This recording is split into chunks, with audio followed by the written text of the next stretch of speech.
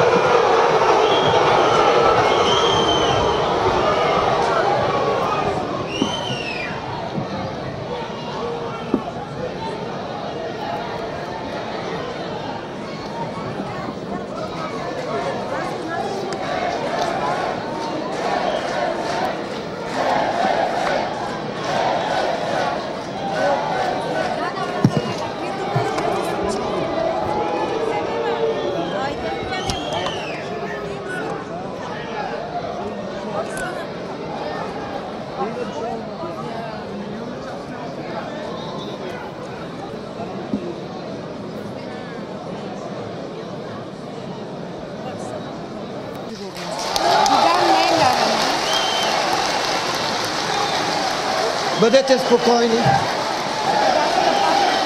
ДПС! ДПС! ДПС! ДПС! ДПС! ДПС! ДПС!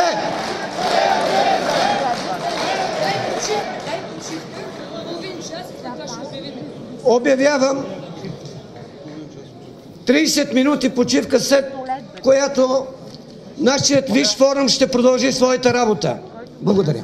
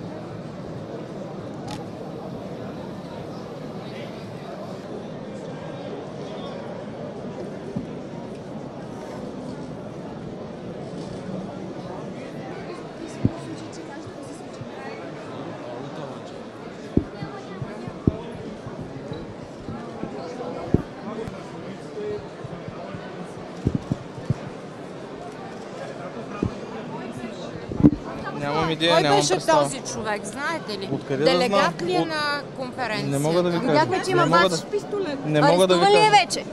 Вие видяхте, че го отведоха служители на охраната, така че...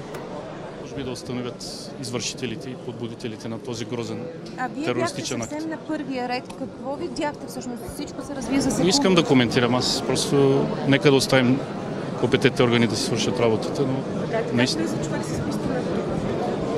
Не знам, явно има пробив в системата за сигурност. Нищо не искам да коментирам. Благодаря. Стой сега тук до мен. Юнота съм също разпитвахме, който че това е абсурд, че такова нещо никога не е ставало. Да. Никога не е имало такова нападение. Да.